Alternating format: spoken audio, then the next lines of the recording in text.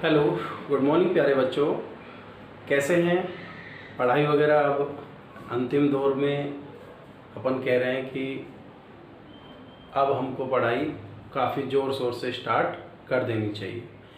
तो बच्चों, सितंबर आने को है और हमारा जो ये लेसन है, लेसन नंबर 2 चल रहा है, नर एवं मादा युग्मकोद्भिद की संरचना एवं विकास। इस लेसन में हम स्टार्टिंग में नर युग्मकोद्भिद जो है उसका विकास पढ़ चुके हैं और आज जो हम टॉपिक पढ़ने वाले हैं वो है पराग कण की संरचना।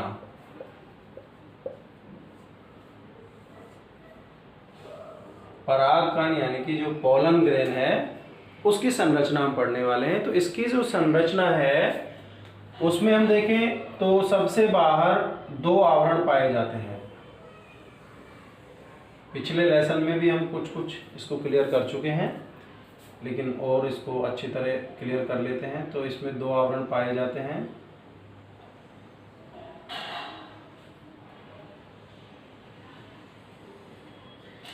तो इसका ये जो 2 आवरण है, इसके जो बाहरी आवरण जो है इसको तो बोलते हैं बाह्य चोल। बाहरी आवरण को क्या बोलते हैं? बाह्यचोल बोलते हैं। और इसके जो आंतरिक आवरण है उसको बोलते हैं अंतःचोल।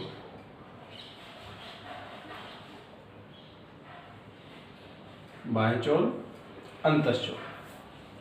इसका जो बाह्यचोल है वो बना होता है स्पोरोपोलेनिन नामक पदार्थ से, जबकि इसका अंतःचोल जो है वो बना होता है पेक्टोसेलुलोज से। पेक्टोसेलुलोज से आंतरिक बाह्यचोल बना होता है स्पोरोपोलेनिन से और आंतरिक चोल अंतःचोल से। अंतःचोल जो पेक्टोसेलुलोज से बना होता है। बच्चों, जो स्पोरोपोलेनिन है ये एक ऐसा पदार्थ है जिसका आसानी से जैव अपघटन नहीं होता है। यानी इसका आसानी से जैव अपघटन नहीं होता है और इसकी वजह से ही जो परागकण है, हमारे जो परागकण है वो लंबे समय तक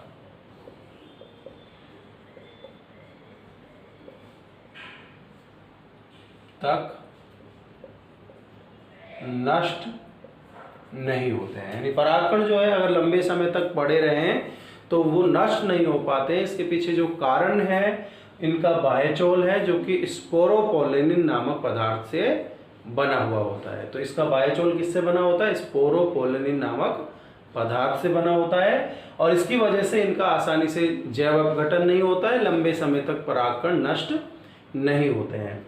अंतःचोल पेक्टोसेलुलोज से बना होता है। इसमें बाह्यचोल में बीच बीच में, जैसे यहाँ इधर और इधर, हम ये 3 जगह जो देखते हैं यहाँ पर सूक्ष्म छिद्र पाए जाते हैं।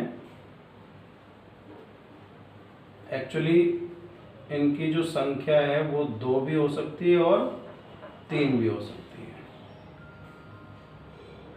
तो सूक्ष्म छिद्र पाए जाते हैं और इन सूक्ष्म छिद्रों को बोलते हैं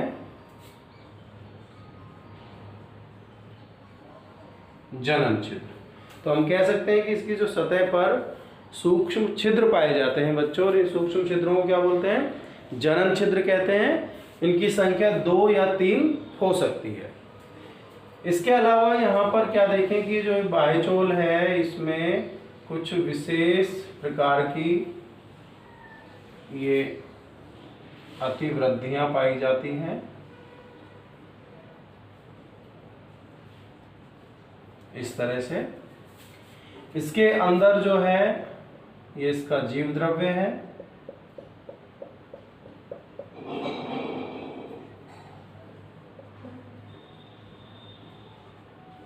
और जीव द्रव्य के अंदर ही होता है इसका न्यूक्लियस,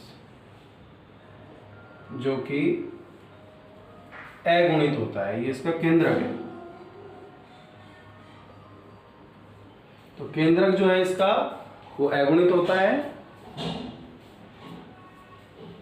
केंद्रक अगुणित केंद्रक है। तो अपन इसकी संरचना की बात करें तो वास्तव में दो आवरणों से घिरा हुआ ये परागकण है, जिसके अंदर जीव द्रव्य होता है, उसका केंद्रक होता है, ठीक है। इसके अलावा इसमें रिक्तिकाएं भी हो सकती हैं, छोटी छोटी रिक्तिकाएं इसमें हो सकती हैं। बाकी ये इसका जो मुख्य जो भाग है इसका केंद्रक जो जीव द्रव्य के अंदर पड़ा हुआ है, और इसके चारों तरफ दो आवरण होते हैं जिनको बाह्यचोल व अंतःचोल कहते हैं। तो बाह्यचोल जो है वो इसको पूर्ण रूप से सुरक्षा प्रदान कर रहा है, स्पोरोपोलिनिन नामक पदार्थ से बना हुआ है, जबकि अंतःचोल बना होता है पेक्टोसेलुलोज से। परागकण जो है, परागकण के चारों ओर कई बार क्या है, एक संरचना होती है परागकण से बनी जिसको बोलते हैं परागपुट या पोलन किट।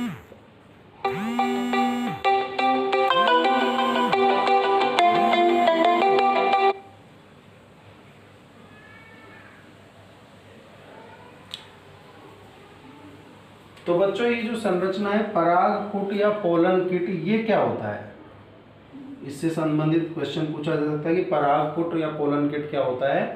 तो वास्तव में परागकण के चारों ओर, परागकण के चारों ओर स्थित रंग बिरंगा, वैसे तो रंग बिरंगा लेकिन ये मुख्य रूप से होता है पीले कलर का होता है। कैसे कलर का होता है? पीला कलर इसमें मुख्य होता है। रंग बिरंगा तेलीय या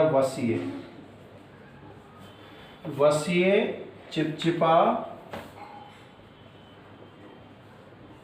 आवरण पाया जाता है, और इस रंग बिरंगे तेलीय वसीय चिपचिपे आवरण को बोलते हैं परागपुट या पोलन किट। और ये जो परागपुट या पोलन किट है इसका काम क्या होता है? पहला तो होता है परागण हेतु कीटों को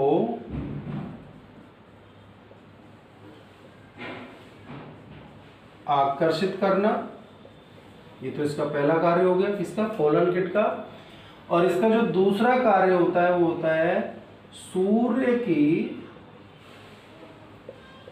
पराबैंगनी किरणों यानी कि अल्ट्रावायलेट रेज, यूवी किरणें जो होती हैं, से परागकण को सुरक्षा प्रदान करना। यानी कि ये पोलन किट या पराग किट जो है वो क्या होता है? वास्तव में परागकण के चारों ओर जो स्थित रंग बिरंगा और तेलीय या वसीय चिपचिपा जो आवरण होता है उसको बोलते हैं परागपुट या पोलन किट। तो ये तो हो गया पोलन किट या परागपुट। इसका काम क्या होता है? इसका काम सबसे पहला, क्योंकि रंग बिरंगा है, चमकीला है, तो ये परागकणों को, परागण के लिए कीटों को आकर्षित करता है, पहली बात। दूसरा, इनको परागकणों को कीटों की सतह पर चिपकाने में सहायता करता है, क्योंकि हमने देखा है कि ये चिपचिपा होता है। तो परागकण जो है कीटों की सतह पर चिपकेंगे किसकी वजह से? पोलन किट की वजह से, ठीक है। तीसरा ये क्या करता है? सूर्य की जो पराबैंगनी किरणें हैं, अल्ट्रावायलेट रेज, उनसे परागकणों को सुरक्षा प्रदान करेगा ताकि वो आसानी से नष्ट ना हो। और ये वास्तव में स्पोरोपोलिन से ही बना होता है पोलन किट, ठीक है। तो ये हो गई परागकण की संरचना। परागकण में जो केंद्रक होता है वो कैसा होता है?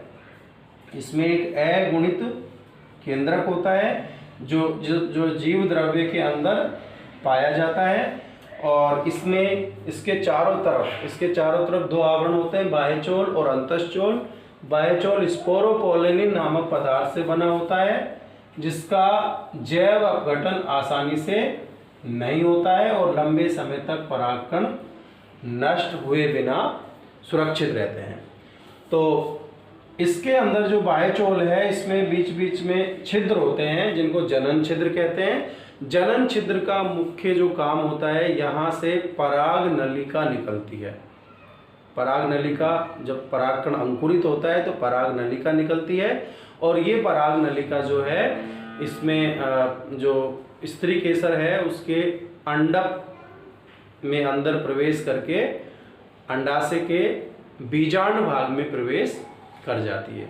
तो बच्चों, ये हमारा जो आज का टॉपिक परागकण की संरचना आपको समझ में आया होगा, और इसी के साथ जो ये नर युग्मकोद्भिद वाला टॉपिक है ये कंप्लीट हो जाता है। नेक्स्ट क्लास में हम मादा युग्मकोद्भिद के बारे में विस्तार से पढ़ेंगे। अपनी जो क्लासेज हैं इनको जारी रखिए, क्योंकि अब समय जो है वो बहुत कम बचा हुआ है पढ़ाई के लिए, तो पढ़ाई का समय बढ़ा दीजिए और लगातार वीडियो देखते रहिए। घर में ही रहिए, सुरक्षित रहिए, बी सेफ, स्टे होम।